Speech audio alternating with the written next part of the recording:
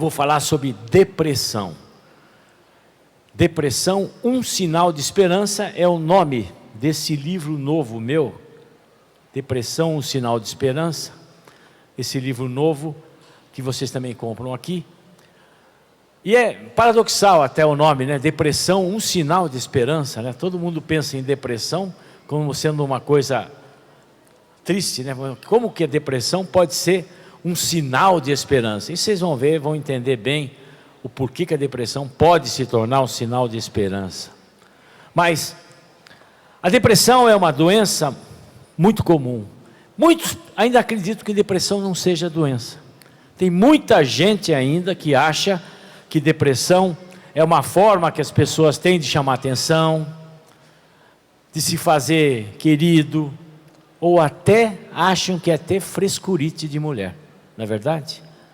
Quantos e quantos, né, que passam por esse momento e escutam as pessoas ao redor, até pessoa querida dela, né, até marido, mulher, filho, falar: isso é bobagem, isso não é doença, você tem tudo em casa, você tem família, todo mundo gosta de você, isso não é doença. Porque as pessoas não acreditam que aquilo seja doença. E realmente é uma doença e a depressão é coisa muito antiga. Olha, se vocês pegarem no livro de Jó 3, capítulo 3, 24 a 26, no livro de Jó está escrito assim, olha: por alimento tenho soluços e os gemidos vêm-me como água. Sucede-me o que mais me temia, o que mais me aterrava acontece-me.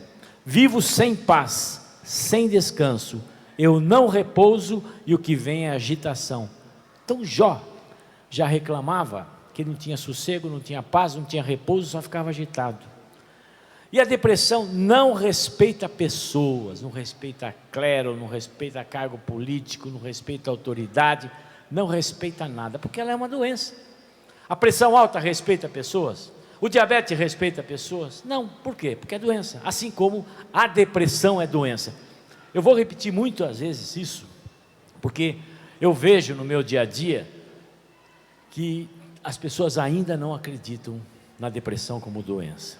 E uma pergunta vem: mas você, Roque, você é cardiologista, por que você se mete a falar de depressão, a escrever sobre a depressão? Esse é o segundo livro que eu escrevo sobre depressão. Porque depressão é um fator de risco para doenças do coração. As pessoas com depressão, elas têm maior chance de fazer infarto, de fazer derrame, de fazer doença vascular. Então é uma doença, é um fator de risco, assim como o diabetes é fator de risco, assim como o aumento do colesterol é fator de risco, assim como a pressão alta é fator de risco, a depressão também é fator de risco. Então eu sou obrigado a tratar, pelo menos a reconhecer, pelo menos a saber atender o paciente.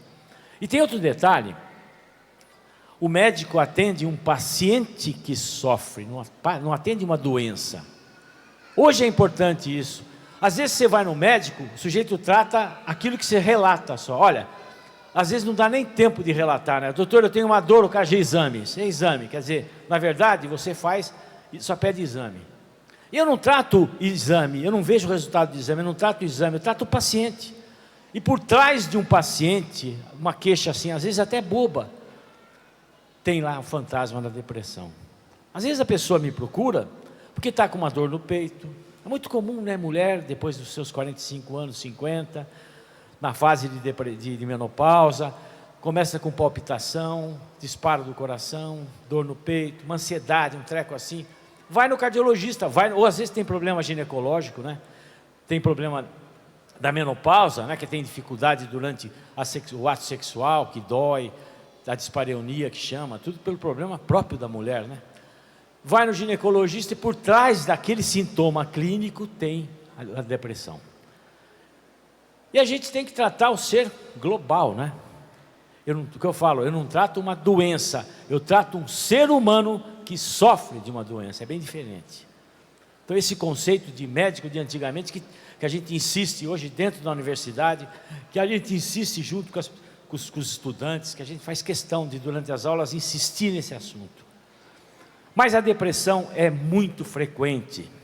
Para vocês terem uma ideia, é uma das patologias que mais afasta as pessoas do trabalho, no Brasil e no mundo inteiro. Vocês imaginem o prejuízo social que dá esse tipo de doença, né? A pessoa que não vai no trabalho, que vai para o caixa, quer dizer, o prejuízo todo econômico, o prejuízo financeiro que dá. E a relação, a incidência de depressão é de 5 a 10% da população mundial. Olha só quanto que é, olha. De 100 pessoas, de cada 1000 pessoas que estiverem aqui, olha, 100 pessoas vão ter depressão. Não é bastante? Quer dizer, de 10 pessoas que você conhece, uma tem depressão. Agora, sabe o que é o pior? Das pessoas que têm depressão, somente 3% tem tratamento médico. Olha, a grande maioria das pessoas que têm depressão ficam sem tratamento médico. Por várias razões. Primeiro, porque nós não admitem que a depressão seja doença. Segundo lugar, porque não tem um profissional correto para tratar. Ninguém vai no psiquiatra logo de cara, como está triste, ou quando começa a ficar isolado. Não vai. Ninguém vai procurar psiquiatra, primeiro porque o serviço público não oferece psiquiatra à vontade. Nem o setor de convênios também facilita psiquiatra. Então o que acontece? Vai no clínico, vai no cardiologista ou vai no ginecologista. Mas você veja, 97% da população com depressão não tem tratamento médico. Então é importante, eu vou explicar o que eu vou explicar para vocês hoje, justamente para vocês entenderem o que acontece com a pessoa deprimida, sem entrar em muitos detalhes, técnicos, que não vai só complicar. Se vocês quiserem aprofundamento nesses detalhes técnicos, nesse meu livro Depressão, um sinal de esperança, tem. Porque hoje em dia, quando a pessoa vai no consultório médico, chega em casa, a primeira coisa que faz é o Dr. Google, né? Entra no Google, tem lá um monte de informação, tem um monte de informação certa, mas tem um monte de informação errada. Então, para evitar esses problemas, essas dúvidas aí, eu escrevi um capítulo aqui explicando o que é depressão, a bioquímica da depressão, para a pessoa se entender direitinho, porque quando tiver que tomar remédio, saber o porquê que está acontecendo. Mas o que acontece no cérebro da pessoa com depressão? Tem um local no cérebro que chama-se sistema límbico. É o local que produz que tem os neurônios que produzem substâncias que fazem alegria, que dão alegria, que são responsáveis pela tristeza, ou melhor, são responsáveis pelas emoções. Então é o sistema límbico que produz os neurotransmissores, que são noradrenalina, serotonina, vocês devem ouvir sempre falar em serotonina, né? E dopamina. Então esses são as substâncias que o cérebro produz para manter a alegria, para a tristeza, tem essa relação. Existe uma sintonia desses hormônios. Se acontece um balanço errado desses hormônios, se a serotonina baixa, se a dopamina baixa, o que acontece? A pessoa começa a ficar triste, pode entrar em depressão. Então existe uma explicação química do porquê da depressão. Agora, existem razões genéticas também na depressão, isso que vocês têm que saber bem. Tem famílias de pessoas com depressão, famílias, vocês já ouviram falar, suicídios em famílias, né? Famílias com suicídio, famílias deprimidas. Por quê? Foi isolado já em 2000 um gene responsável pela produção de serotonina, um gene responsável pela depressão. Então esse negócio de dizer que depressão é frescurite de mulher é uma grande ignorância. Que é frescurite, que a menina está falando, é ignorância total. Existe uma formação genética que leva à depressão. Porque eu sempre falei, olha, a depressão é classificada como uma doença, segundo a classificação internacional de doenças, é uma doença mental. Só que o deprimido não é um retardado mental. Porque o cara que está com depressão, que não quer sair de casa, que não quer tomar banho, que não quer se alimentar, que não tem prazer pela vida, que tem vontade de morrer, que quer dar um tiro na cabeça, você acha que esse cara não é um retardado mental, ele não quer ficar fazendo aquilo. Ele não faz, ele está daquele jeito porque ele não tem força para sair daquilo. Ele não tem substrato, ele não tem serotonina para fazer aquilo. Então existe toda essa bioquímica da depressão que a gente tem que entender, que é uma doença, e doença que tem que ser tratada. Bom, existem vários tipos de depressão, mas uma das coisas ruins é quando a gente nega a doença. A negação é a arma do encardido. A negação da doença é a arma do encardido. Porque quando você nega, eu não tenho depressão. Não, na minha família não tem isso. Minha família é gente forte, não tem nada disso. Você está negando a doença, você evita de se tratar. Aí quando a coisa realmente complica bastante, aí já não tem mais tempo. Olha, eu já vi gente se matar por causa de depressão. Falei, mas você é cardiologista? Exatamente por quê? Pós-operatório de cirurgia cardíaca, acontece muita depressão. Uma vez fui atender um paciente meu que tinha sido operado, um alemão que foi operado, ele passou todos os traumas da Segunda Guerra Mundial, morava em Santo Amaro, eu nunca mais esqueci. Esse sujeito foi operado no coração, teve alta, um mês depois, ele me chamou, eu cheguei na casa dele, a família me chamou, ele tinha se enforcado. E olha, a pessoa deprimida, ela arquiteta o plano para se matar. O que ele fez? Era um sobrado desses de antigos, que tinha aquela escada de madeira, assim. Ele mediu certinho o balaúste da escada, a altura dele, colocou a corda para exatamente se enforcar e ficar suspenso no chão. Quando eu cheguei, ele estava morto, claro, enforcado. Então, depressão é uma coisa seríssima, e se a pessoa fala que vai se matar, você tem que levar no psiquiatra. Esse negócio de falar que peru que morre na véspera é mentira. Pessoas se suicidam mesmo, jovens se suicidam, quantos e quantos? Com droga, depois de droga, a gente vê comumente isso. Agora, existem várias formas de depressão. Tem gente que tem depressão a vida inteira. Não é? Se vê? Tem gente que passa a vida todinha com depressão. Ah, doutor, toma um remédio e não melhora. Claro que você não melhora. Você não vai melhorar mesmo. Você não sara. Não sara porque é uma doença que tem que controlar. Você toma remédio, você está bem? Tudo bem, mas você para de tomar remédio e você piora. Por quê? Porque você tem o gene da depressão. Porque você tem a depressão com você. Você nasceu com aquela doença. É a mesma coisa da pressão alta. Ué. Se você tem a pressão alta, você vai ficar com a pressão alta a vida inteira. Se você para de tomar remédio, a pressão sobe, meu Deus. É uma doença que não tem cura, mas tem controle.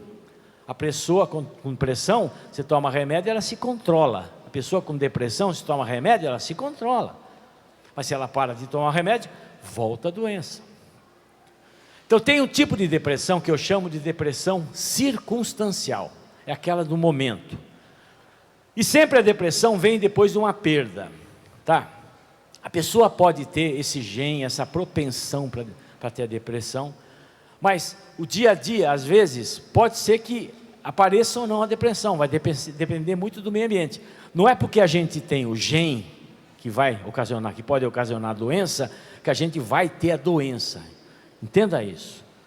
Eu tenho na minha família histórico de doenças do coração. Isso não quer dizer que eu vá ter problema do coração. Por quê? Porque eu faço todas as condições de promoção de saúde. Eu faço uma dieta saudável, eu faço atividade física, eu controlo a minha pressão, eu evito diabetes, faço tudo isso. Então isso não manifesta o gene. Tem pessoas que nascem com o gene para depressão, mas não manifesta o gene. Mas de repente tem uma perda familiar, uma perda econômica, e a depressão vem. Sempre ela vem após uma perda. Tem gente que tem esse gene, às vezes, uma coisa banal, besta, idiota, pequena para nós, mas para ela é importante. E ela pode ocasionar isso. Por exemplo, tive um caso, semana passada, de uma pessoa que entrou em depressão quando o Michael Jackson morreu. Todo mundo ri, dá risada, uma bobagem. Mas não sei o que o Michael Jackson representava para a vida dela. De repente, aquela figura do Michael Jackson, para ela era a vida. Quantos que não ficaram deprimidos depois que morreu Elvis Presley, por exemplo? E quantos não ficaram deprimidos depois que morreu o Padre Léo? Não é mesmo? Quantos? Quantos e quantos? Porque ele representa para nós uma coisa importante dentro do nosso credo, dentro da nossa fé. Então existem pessoas que apresentam a que eu chamo de depressão circunstancial. Aquele momento, teve uma ocasião, ela se trata durante certo tempo, depois para de tomar remédio e fica boa, não tem mais nada. Pode ser que numa outra situação de perda, uma coisa mais forte, ela possa ou não entrar em depressão. Mas foi uma coisa de momento, de circunstância só. O que aconteceu, por exemplo, em 2001, naquelas torres americanas, a quantidade de pessoas deprimidas naquela região dos Estados Unidos é grande, foi grande. A quantidade de pessoas que teve infarto nos 20 quilômetros de diâmetro em volta das torres gêmeas, aumentou sensivelmente. Pessoas, quer dizer, o número de doenças relacionadas às emoções aumentaram sensivelmente. E a depressão é uma doença relacionada à emoção, é uma doença que faz parte das causas de doenças do coração. Então, depressão de circunstância é aquilo que você toma o remédio, você melhora e acabou. Não tem coisa assim a mais. Tem um outro tipo de depressão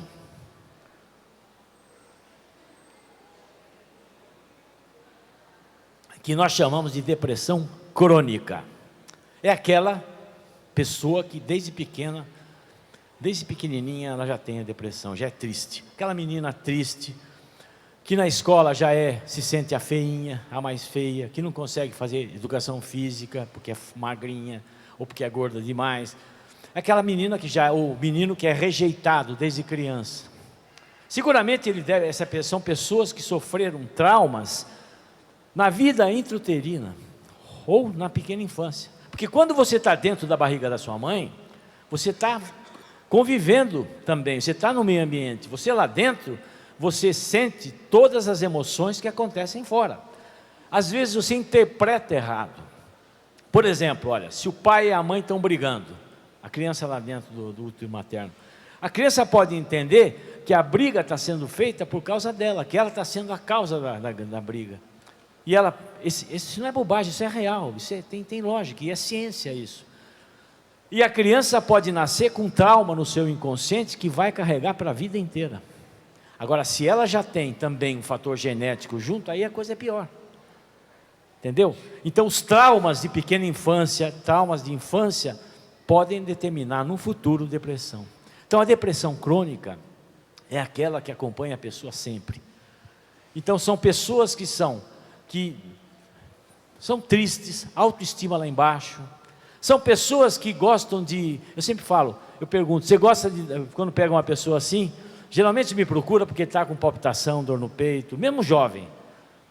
E por trás disso a gente vai vendo, de repente eu pergunto, olha, você gosta de dar presente, né? Ela fala, como é que o senhor sabe, doutor? Claro, são pessoas que querem agradar, que a autoestima é tão baixa, que gosta de dar presente, aquela pessoa alegrinha, aquela pessoa que se faz de alegrinha, de boazinha.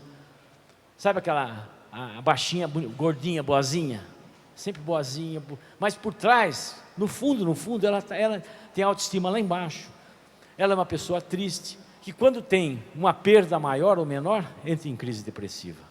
E aí vem humor deprimido. O que é? Como é que a pessoa tem depressão? Humor deprimido, todo dia de mau humor.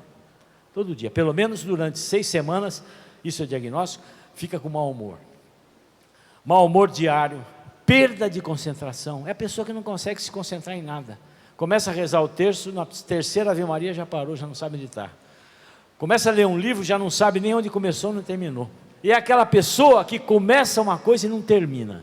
Um dia ela começa a fazer um tipo de atividade, ou entra numa escola, alguma coisa, não vai até o fim, aí começa outra. Quer dizer, fica uma busca intensiva, mas nunca termina nada, nunca termina o que começa. É aquela que ou tem fome exagerada, ou tem falta de apetite.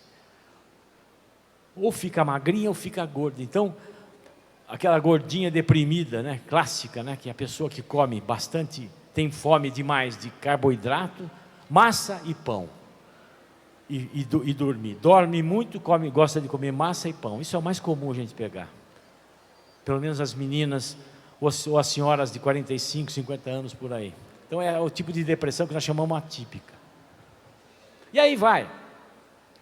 E essa depressão crônica, ela vai levando a pessoa cada vez a pior. Pode ver crise de pânico junto, pode ver uma série de coisas ao mesmo tempo. Mas eu atendi uma pessoa outro dia no consultório. Era uma freirinha. Eu gosto de contar esse caso, que é um clássico caso de depressão crônica, e é o que muito acontece no dia a dia. Uma freirinha me procurou, e é uma das coisas que eu faço como como meu dízimo, sabe, atender o pessoal da igreja gratuitamente. E atendi essa freirinha, toda fechadinha, sabe, com o seu hábito lá, tudo encolhidinha, uma crise depressiva terrível.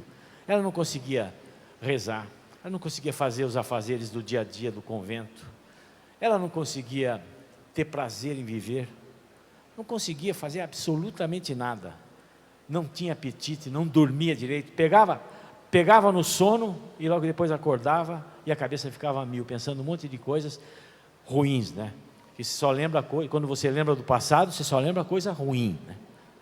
Não é mesmo? Você pega, você dorme, o primeiro soninho, você dorme, gostou, acorda e fica lembrando só porcaria na cabeça. Então ela ficava assim. E tem outras, sendo cobrada diretamente no convento, que exigindo que ela fizesse as coisas. E o pessoal do convento não entendendo que ela estava doente, né? Que achando que aquilo, não, depressão é falta de fé, vai rezar que você melhora, não é isso que falam? Ah, isso é falta de reza. Pode ser falta de reza, mas é falta de remédio também, meu Deus. Tem que tratar a pessoa direitinho. E essa moça, ela estava com diagnóstico de depressão, estava também com palpitação, quadro típico que vem para a gente. Palpitação, dor no peito, achando que vai morrer, crise de pânico, né, aquela sensação de morte iminente. Bom, de repente, por trás daquilo, tudo estava a depressão. Tem uma escala que eu faço no consultório, porque não tem como você fazer diagnóstico de depressão. Existem exames, mas assim, super especializados, mas de rotina a gente faz diagnóstico no dia a dia, na conversa. E tem as perguntas que a gente faz, inclusive eu coloquei nesse livro aqui, ó, essas escalas de depressão, para saber se a pessoa está com depressão ou não. Então eu fiz esse questionário com a menina e deu lá, depressão grave.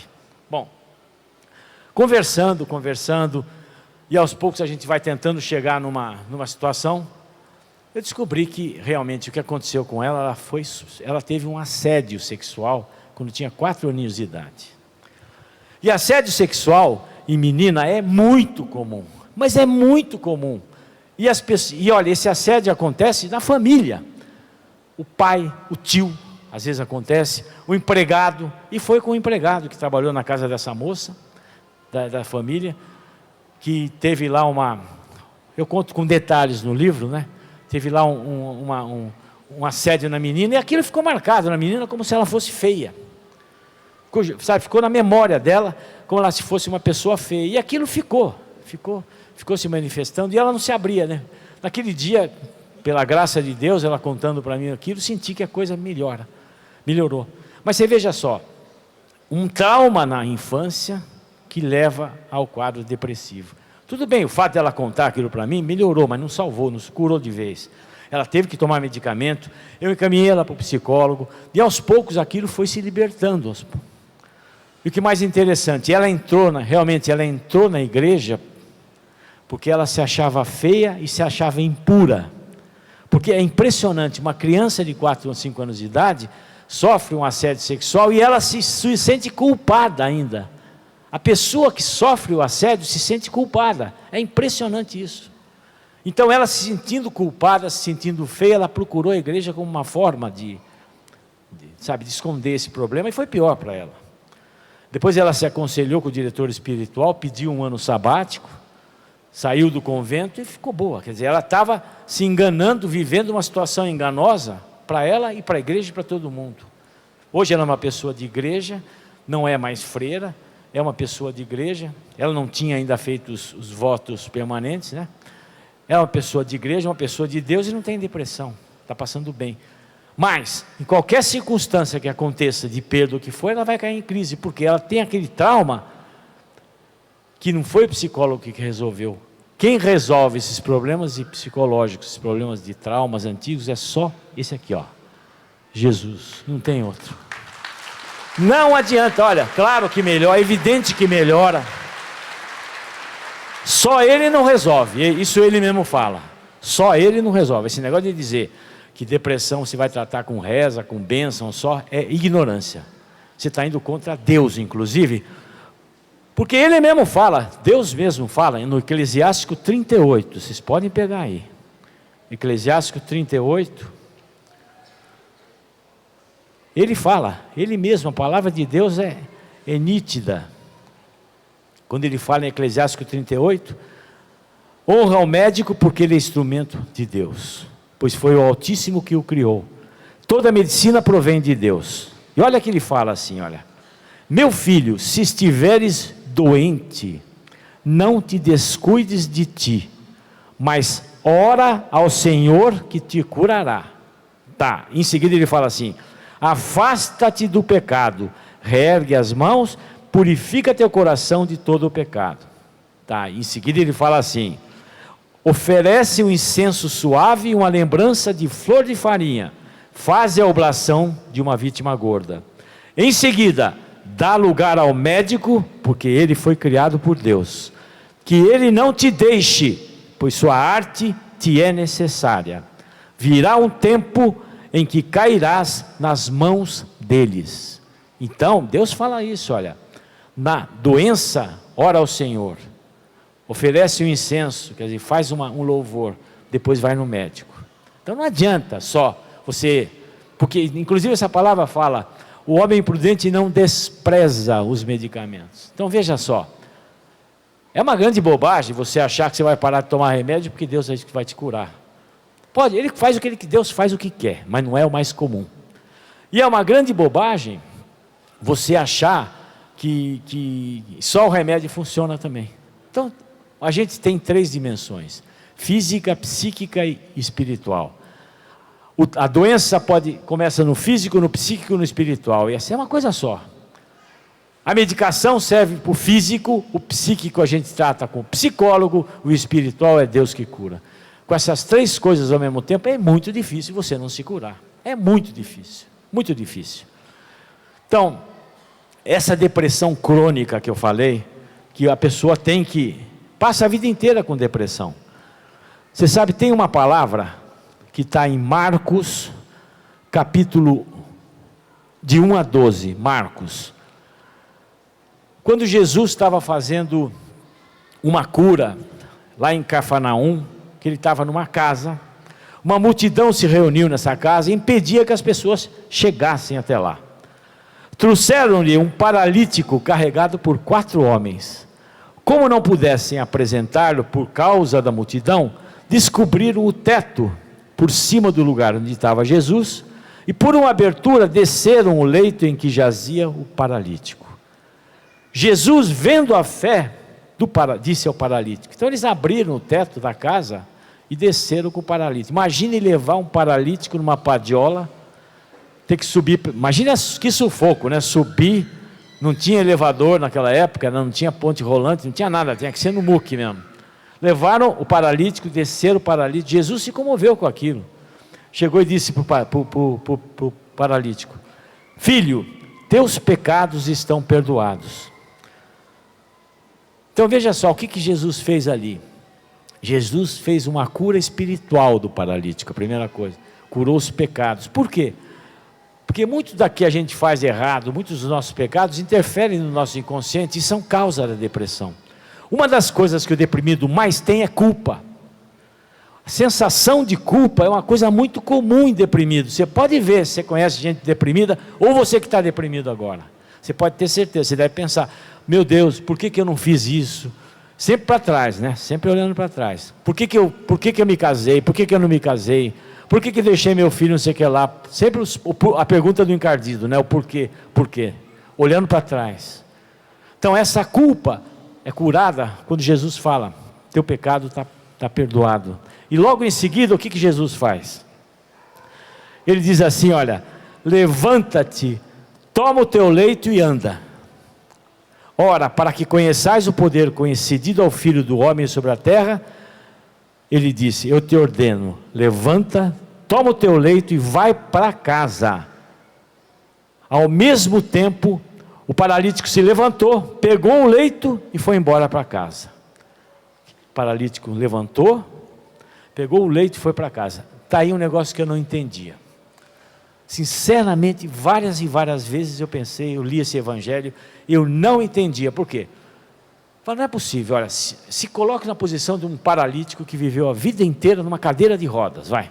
Parece Jesus aqui e fala: olha filho, você está curado, levanta e vai embora. A última coisa que eu queria levar para minha casa era a cadeira de roda, não é mesmo? Eu não queria nem ver cadeira de roda na frente mais, se eu não precisava. Por que Jesus fala, filho, levanta, pega a tua cama, anda e leva para casa? Não é meio estranho, meio paradoxal isso? Mas Jesus não era paradoxal, muito pelo contrário. Sabe por quê? É a mesma coisa, depressão é o cara paralítico, está paralisado pela depressão, não consegue fazer nada, não consegue sair, não consegue pensar, não consegue viver, não tem prazer por nada. Jesus fala, sai da depressão, leva a depressão com você para casa, que a depressão sempre vai estar com você. A depressão é crônica, se você tem isso, é crônico, você vai sempre ter depressão. O que você não pode é deixar a depressão tomar conta de você.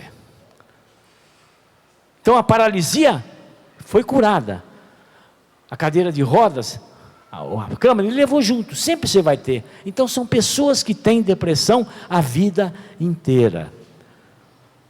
Vocês têm que levar isso a vida inteira, com medicamento, certinho, com tratamento psicológico, tudo isso. Não deixe a depressão tomar conta de você. Existe um tipo de terapia que eu acho fundamental para a depressão, que é a cognitivo-comportamental, que tem situações que a gente sabe que vai passar por provação. A gente tem situações que a gente sabe que que é o ponto fraco da gente. Então a gente trabalha, o psicólogo trabalha essas situações de forma que a gente não sofra tanto por aquilo. Então a gente evita as crises. Então é importante que você faça um tratamento psicológico. Eu sempre recomendo para nós cristãos que procurem profissionais cristãos também, para não dar esse conflito às vezes de espiritualidade que tem, e porque também é muito mais fácil a gente conversar quando você tem um profissional cristão te tratando, né? Muito melhor, muito mais simples, evitando problema. Outro dia foi uma pessoa, antigamente eu no consultório eu mandava para uma determinada pessoa, um psicólogo, até que um dia eu mandei uma pessoa de muita oração, de muita fé, para fazer um tratamento psicológico. Infelizmente essa profissional colocou ela embaixo de uma pirâmide lá, um negócio de incenso, tudo mais, acabou, né? Não dá certo isso. Então, quando a gente tem que fazer um tratamento psicológico, eu recomendo que procurem profissionais da nossa fé, que é muito melhor, é muito mais fácil. Mas essa é a depressão crônica, é a depressão que a gente vê, e muito frequentemente, né? Mas olha, importante é isso, tem algumas coisas que eu gosto de falar. Olha, depressão é uma doença na qual as pessoas não têm força para fazer as coisas do cotidiano por falta de neurotransmissor cerebral, como a serotonina e a adrenalina. Então ela não tem força. Não obrigue as pessoas deprimidas a fazerem coisas que elas não têm vontade. Não adianta você dizer, olha, vamos sair, você tem filho, você tem isso na vida, você tem filho maravilhoso, marido exemplar, não sei porque que você só quer ficar na cama. Não adianta isso. Não adianta. Isso não adianta, porque a pessoa quer sair, ela não tem força, ela não tem saúde para isso. O que você tem que fazer é levar ela para um médico que trata direito, tem que levar ela para um tratamento psicológico, você tem que levar para uma orientação, uma direção espiritual também. Bom, sempre me pergunto, né, por que tenho depressão, né? Por causa disso, você tem um problema genético que tem com você, uma disfunção. Você pode ter, por exemplo, depressão relacionada à doença de Alzheimer, tem 50% das pessoas com Alzheimer têm depressão. Você pode ter, depois de um acidente vascular cerebral, quer dizer, morre uma parte do cérebro, quer dizer, deixa de produzir serotonina. Você pode ter doenças clínicas que podem levar à depressão. Por exemplo, disfunções da tireoide, hipotireoidismo. Quantos e quantos que chegam num quadro depressivo no consultório, que se dá um pouquinho de hormônio da tireoide, a pessoa melhora. Velhinho principalmente, muito comum. Então existem, quer dizer, você vê mais um motivo para você dizer para a pessoa que acha que depressão não é doença, né? Você tem esse problema, tem problema da tireoide, Alzheimer, acidente vascular cerebral, doenças cerebrais, doença neurodegenerativa também dá. Então esse é o tipo que chama-se depressão biológica. Bom, e a depressão espiritual? Existe a depressão espiritual? Que é uma coisa que todo mundo fica pensando, né? Claro, as questões espirituais que estão envolvidas na depressão pode ser, primeiro, que a pessoa se questiona quando está deprimida. Deus me abandonou? Não é isso? Eu estou assim porque Deus me abandonou. O que eu fiz porque Deus me abandonou? Deus não te abandonou nada, nunca abandona ninguém. A gente que deixa Ele sempre está do lado da gente. Será que eu estou passando por isso, por uma punição, por um pecado que eu fiz? Porque as pessoas, como eu falei, a culpa está muito envolvida na depressão. E as pessoas não se perdoam. Deus nos perdoa. Olha como a soberba vem do ser humano, não é? Deus me perdoa por tudo que eu fiz de errado, mas eu não me perdoo. Por isso que eu fico deprimido. É por isso que me leva à depressão. Então, a gente tem que aprender a nos perdoar. O perdão é o maior remédio que tem para a cura de qualquer tipo de doença. O perdão é espetacular. Tem inclusive comprovação científica disso que eu estou te falando. Existem estudos que mostram a composição, a manifestação cerebral das pessoas que perdoam, que melhora, que tem relação com melhoria de doenças. Outra pergunta: eu estou punido porque eu não rezo bastante. Eu estou deprimido porque eu não rezo bastante. Essa é uma coisa que acontece de você estabelecer metas exageradas na sua vida. Uma das causas de depressão é isso. A pessoa estabelece metas exageradas, tanto materiais.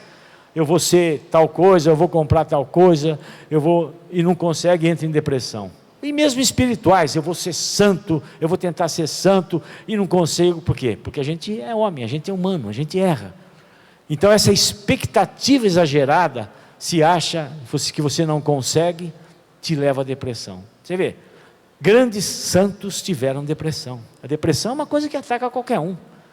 A depressão é falta de fé? Não. Muita gente diz: não, mas se eu tenho fé, eu não tenho depressão. Mentira sua, não tem nada a ver. Então, se eu tenho fé, eu não tenho doença. Outro dia chegou um absurdo de uma pessoa, que eu cheguei e falei: olha, você tem que tomar tal medicação. Não, não vou tomar, doutor. Por que você não vai tomar? Você veio aqui, pagou consulta e não vai tomar remédio? Não, porque eu tenho fé. Eu falei: eu também. E daí? Não, se eu tomar o remédio, eu vou estar desacreditando a minha fé, estou indo contra a minha fé em Deus. Eu não entendi direito, mas tem muita gente que pensa isso. Olha, se eu for no médico, se eu for tomar remédio, eu estou indo contra a minha fé em Deus, porque se eu acho que Deus, se eu tenho fé que Deus vai me curar, eu não preciso de ninguém. Olha a soberba do encardido, olha. O encardido é especialista em usar a soberba. A soberba é a mãe de todos os vícios capitais. Soberba é fogo. Então, aquela soberba, eu ficar dependente desse remédio, jamais. Então, veja só, essa pessoa que paga a consulta e não quer tomar remédio, porque minha fé, não tem nada disso, eu também tenho fé, ué. Você veio aqui, você tem que acreditar em Deus, ué. Deus vai te curar através do remédio, através do médico, através de medicamento, pô. Então, isso é importante a gente saber, nesse sentido.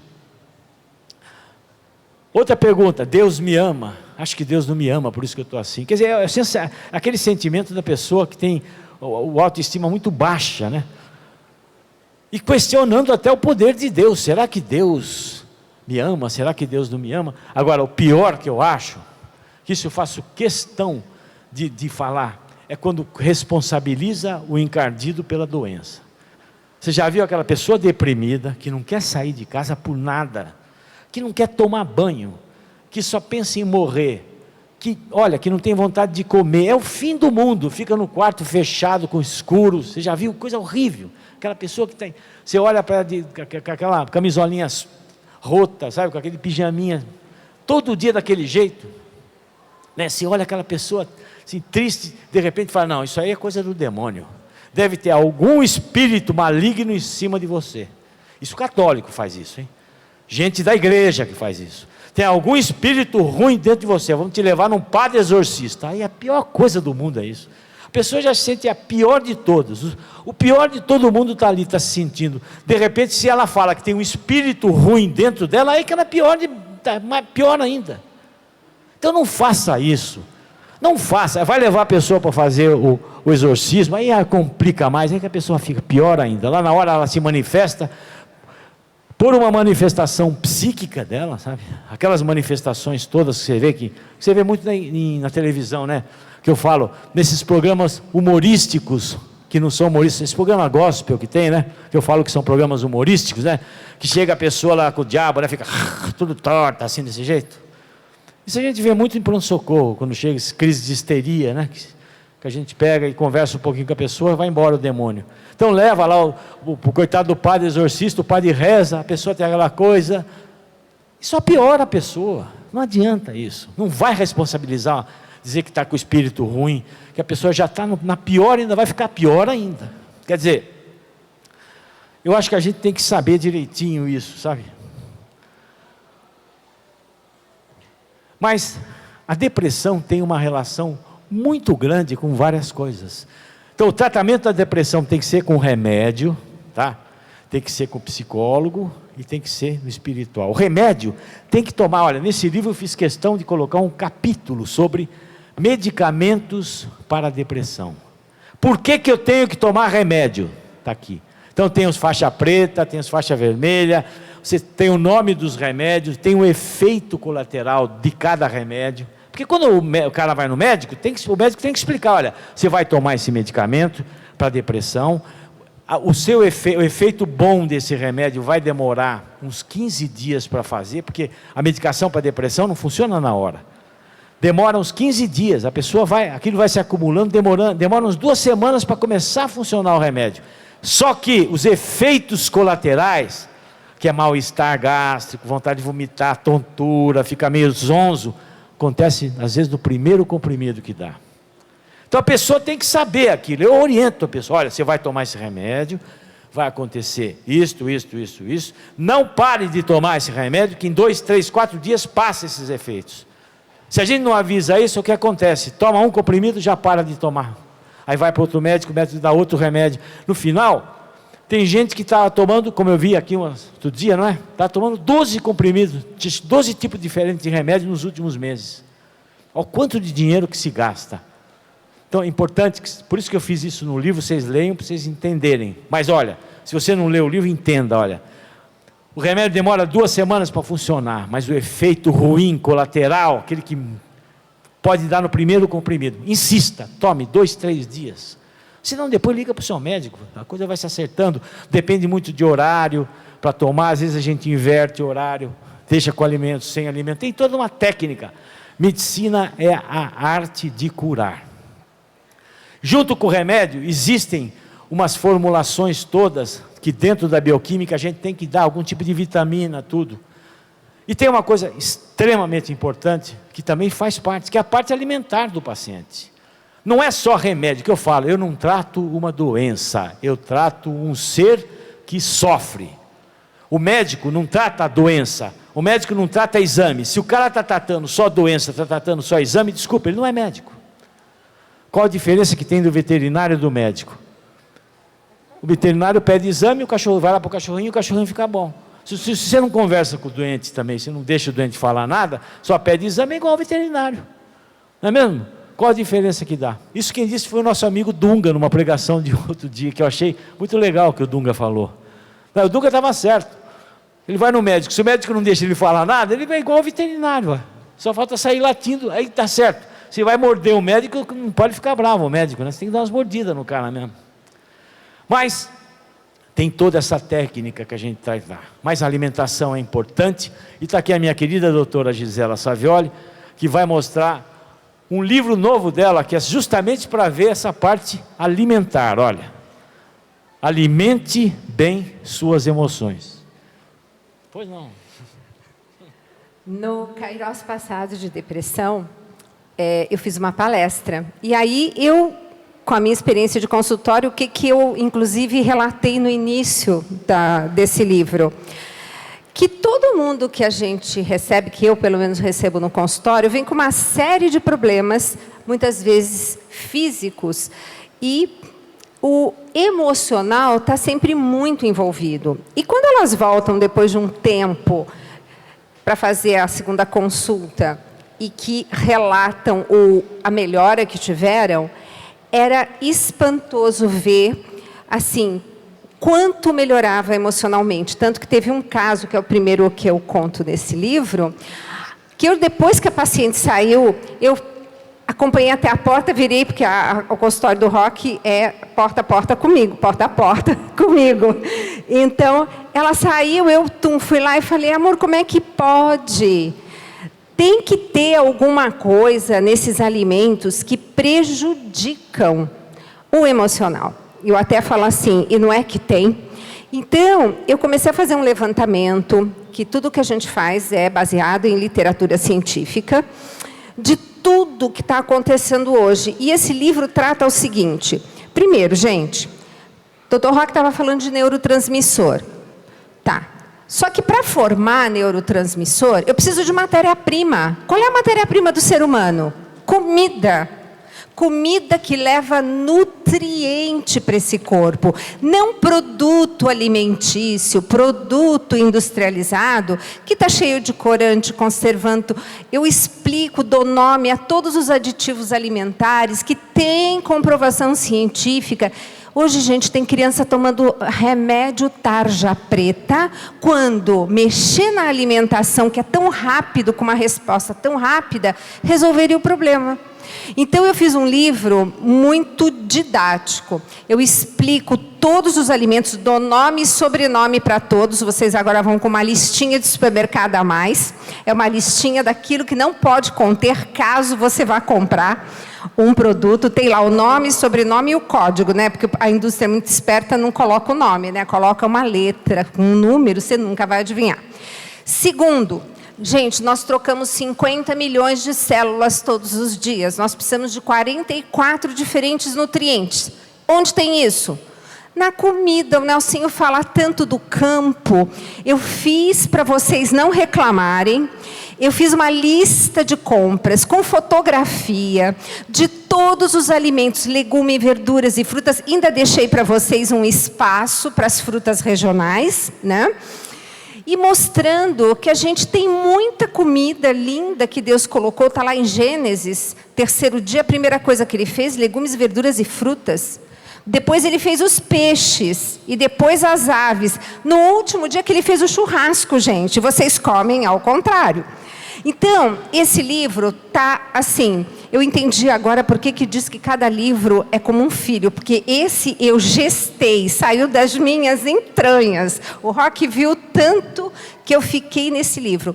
E coloquei também para vocês tabelas para mostrar que tem alimentos que você come e você precisa de muito pouquinho nutriente, mas você precisa, senão você não faz aquele neurotransmissor. Então é com muito amor e carinho que vocês, por favor, liguem essa semana para a Canção Nova, aqui 0 operadora 12 31 86 2600. Vamos aproveitar e ajudar na campanha que esse mês, né, estamos precisando fazer mais do que um algo a mais. E vamos estar adquirindo esse livro, porque realmente vocês vão ver como vai ajudar. Ele é um presente para vocês. Doutora, muito obrigado. O cristão pode ficar deprimido, doutor? Claro, se não comer, com certeza. Mas é a pergunta que eu faço, o cristão pode ficar deprimido? Né? Eu já recebi várias perguntas disso, né? Várias questões. Olha, o cristão pode ficar deprimido? Claro que pode, olha, biblicamente. Claro, a alimentação que a doutora falou é importante. Tem alimentos que interferem muito na bioquímica da depressão. Um exemplo que eu só vou, que ela não falou, que ela esqueceu. A pessoa deprimida no final, geralmente ela fica triste no final da tarde, né? Quando começa a cair o sol, que parece que cai junto todo o humor. E é nessa hora que dá uma vontade louca de comer chocolate, não é isso? Ficou triste, a primeira coisa que faz o que é? Chocolate. Sabe por quê? A doutora é campeã para explicar isso. Porque o chocolate tem uma substância que é precursora para a formação de serotonina. A serotonina que cai à tarde. Chega às 6 horas da tarde, os níveis de serotonina diminuem. Então, para formar serotonina, precisa do triptofano. O triptofano está dentro do chocolate. É por isso que a pessoa fica triste e come chocolate para melhorar o triptofano. É uma das razões. Então, você vê, a natureza é bela, né? O organismo é uma coisa fantástica. Faltou nutriente, faltou... Eles pedem. Então, agora tem um outro lado também que eu acho muito importante, o lado psicológico, né, da pessoa ficar deprimida, né, porque é muito comum a pessoa fica triste e vai comer, né, você já viu isso? Ficou triste, a primeira coisa, já estou ferrado durante o dia mesmo, hoje para mim vai mandar bala, e chuta o pau da barraca, né, come um monte de pizza, come um monte de porcaria, né. Quando o bebezinho é pequeno, olha como tudo tem lógica. Quando o bebezinho é pequenininho, que ele está dentro do bercinho e começa a chorar, o que a mãe faz? Ela está chorando, o bebê está chorando, ele pode estar com a fraldinha suja, ele pode estar com cólica, ele pode estar assado, mas a mãe o que faz? Pega o bebê e põe no seio, né? Ou puxa uma madeira no bebê, achando que é fome. Então o que acontece? A criança a gente cresce com isso no nosso inconsciente, que todas as vezes que vem estresse, choro, tristeza, comida. Isso é verdade, é por isso que acontece isso, quando a gente está triste, quando a gente acorda durante a noite, fica aqueles pensamentos ruins, geladeira, né? E de noite você pode assaltar a geladeira tranquilo, não tem ninguém vendo. E é triste, né, que você come salgado, depois a boca fica salgada, come doce, depois doce, salgado, né? E fica nesse vai e volta aí, é a barriga crescendo, engordando. Aí fala, meu Deus, por que eu estou gordo? Porque você come, lógico, não tem dúvida isso. Então a alimentação é extremamente importante. Antigamente a gente não dava tanto valor no aspecto nutricional, mas hoje não. Hoje a nutrição saudável, a pessoa que tem uma nutrição saudável, ela realmente tem um aumento de expectativa de vida, tem menos doença cardiovascular. Esses estudos recentes que mostram os fatores de risco negativos, né, que é colesterol, diabetes, hipertensão, depressão, hipertensão, que são fatores negativos. Por outro lado, tem os positivos, que é alimentação saudável e atividade física. Então, se você faz atividade física regular, você tem uma nutrição saudável, você pode minimizar aquele gene que você tem lá atrás, para doença do coração, para depressão, para infarto, para câncer, para tudo que for. Então é importante você ter uma vida saudável. O cristão pode ficar deprimido? Claro que pode. Claro, está aqui na palavra, olha. Jó, ele já fala assim, por que não morri no seio materno? Olha isso, quer mais pessoa deprimida que isso? Por que não pereci saindo das suas entranhas? Quer mais depressão? Moisés, em Números 11:4, ele fala assim, estou sozinho. Moisés pede para morrer, pois não suportava o povo de Israel reclamar por falta de carne, lembra? Ela, só tem maná, isso aqui. Os caras só reclamam, né? Que nem a gente, né?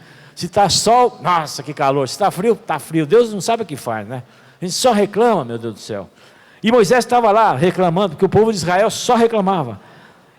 Eu sozinho não posso suportar todo esse povo, ele é pesado demais para mim. Em lugar de tratar-me assim, rogo que antes me façais morrer, se achei agrado a vossos olhos, a fim de que eu não veja a minha infelicidade. Moisés queria morrer, porque não aguentava mais aqueles caras reclamando de falta de carne. Mas um quadro de depressão bíblico. Então veja só, se Moisés tinha depressão, por que eu não posso ter depressão? Por que eu sou melhor ou pior que o Moisés? Nada. Então por que o cristão não pode ser deprimido? Davi, você quer mais do que Davi? A depressão de Davi é contundente para mim, olha, e reflete o peso do pecado como a causa da doença. Davi, ao ser causador da morte de Urias, para poder se casar com Betsabá, ele cria uma situação pecaminosa que, ao ser revelada pelo profeta Natã, deixa uma culpa que vai se transformar em depressão. Ele fala assim no Salmo 54, olha, palpita-me no peito o coração, invade-me um pavor de morte, apoderaram-se de mim o terror e o medo, e o pavor me assalta. Você vê, está deprimido e está com medo, está com pânico. Então, você vê como o pecado leva a pessoa. Mas eu gosto muito do profeta Elias, quando ele vence os 450 profetas de Baal, né? E fica naquela euforia toda, de repente ele cai numa depressão. Porque é mesmo assim, né? A gente consegue umas coisas boas na vida, E logo em seguida a gente pode cair em depressão. Você já viu isso? Às vezes o cara consegue, luta, euforia pela vitória, consegue a vitória, depois deprime. Aconteceu isso com Elias. Porque depois Elias chega, ele ficou com medo da rainha. Então Elias teve medo e partiu para salvar a sua vida. Chegando a Bersabé, em Judá, deixou ali o seu servo e andou pelo deserto um dia de caminho. Sentou-se debaixo de um junífero e desejou a morte. O que é desejar a morte? Estava na depressão. Elias fala assim: basta, Senhor, disse ele, tirai-me a vida, porque não sou o melhor do que meus pais. Deitou-se na terra e adormeceu debaixo do junípero. Logo em seguida aparece um anjo, chega para Elias e fala assim: levanta e come. Elias viu que tinha um pão, ele comeu, levantou, se sentiu bem, e ali, com o vigor daquela comida, ele andou 40 dias e 40 noites até a montanha de Deus. Então veja só, Elias teve uma vitória contra os profetas de Baal, depois ele ficou com medo da rainha de persegui-lo.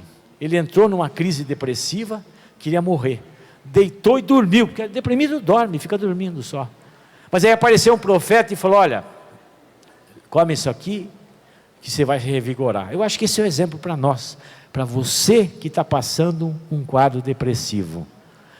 A comida que o anjo deu é a Eucaristia, é a força que faz a gente sair da depressão. Mesmo que você não esteja, mesmo que você não interessa, que essa pessoa receba a Eucaristia, que ela sim é a força espiritual. Eu acho que depressão da ansiedade, depressão da melancolia, depressão da tristeza, ansiedade a gente cura com remédio, eu dou remédio para você. A tristeza, eu te dou remédio, você melhora, mas a sensação de culpa não tem melhora com remédio. É só Ele que pode te curar. Só Deus que cura. E só através da Eucaristia, do terço diário, como dizia Nossa Senhora, Eucaristia, o terço diário, a comunhão, o jejum semanal e a leitura da Palavra de Deus, as 5 pedrinhas que são capazes de derrubar esse fantasma que é a depressão. Amém. Vamos ficar em pé. Que beleza é ouvir isso de um médico falando bem a fé e a razão, a ciência e a medicina, a ciência, a medicina e a fé. Essas duas coisas juntos é que nos fazem reerguermos. Está muito forte em mim essa música, Uma Dor Sem Nome. Ontem mesmo ligou uma amiga para eu fazer a recomendação de um corpo de um rapaz de 30 e poucos anos, que falei já que faleceu esta semana em Ubatuba, depois de uma briga, tanta violência, quantas mães perdendo seus filhos. E quando eu fazia a música, eu pensava numa frase, uma mãe cantando: eu tenho fé. E a Larissa, que trabalha aqui na Canção Nova, estuda na Canção Nova, é uma universitária Canção Nova. Ela não é sertaneja universitária, mas ela é universitária. Deus deu uma voz muito linda para ela. Que o Senhor venha curar todas as mães que perderam, e pais que perderam seus filhos. Põe a mão no seu coração. Baixe um pouco a sua cabeça. Escute agora essa música. Deixa cair no seu coração.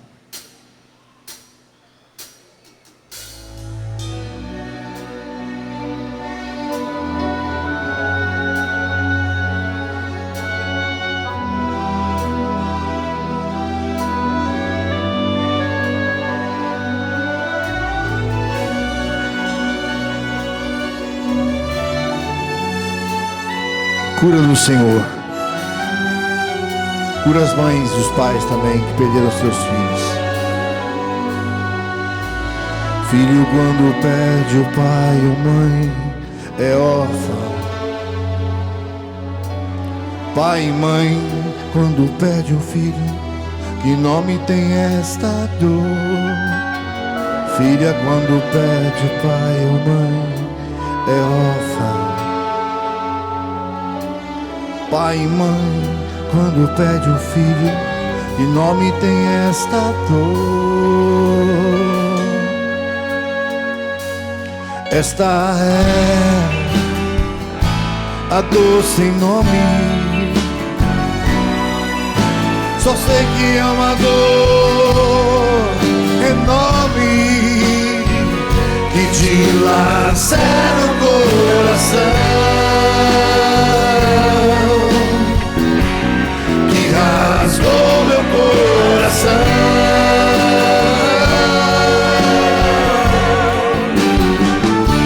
Nossa Senhora entende essa dor, pois recebeu da cruz Jesus sem vida, o Filho que botou o seu sim, morto pelo não dos homens, uma dor sem nome.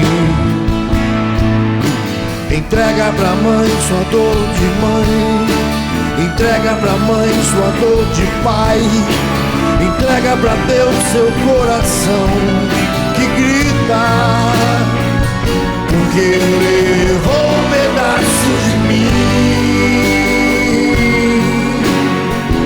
porque feriu meu coração.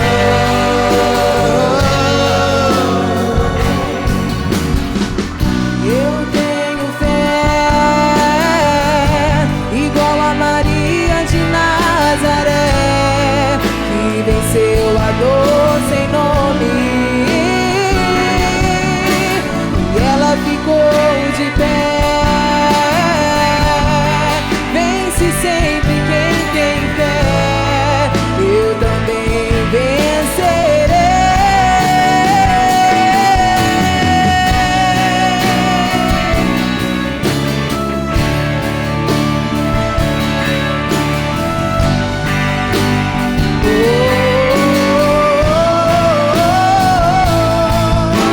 Entrega pra mãe sua dor de mãe, entrega pra mãe sua dor de pai, entrega pra Deus seu coração, entrega pra mãe. Vai dizendo pra Nossa Senhora. Entrega pra mãe sua dor de mãe, entrega pra mãe sua dor de pai, entrega pra Deus seu coração, entrega pra mãe. Você que está em casa, mãe, entrega. Entrega pra mãe sua dor de mãe, olha os anjinhos cantando com você. Entrega pra mãe sua dor de pai, entrega pra Deus seu coração, entrega pra mãe. Só Deus.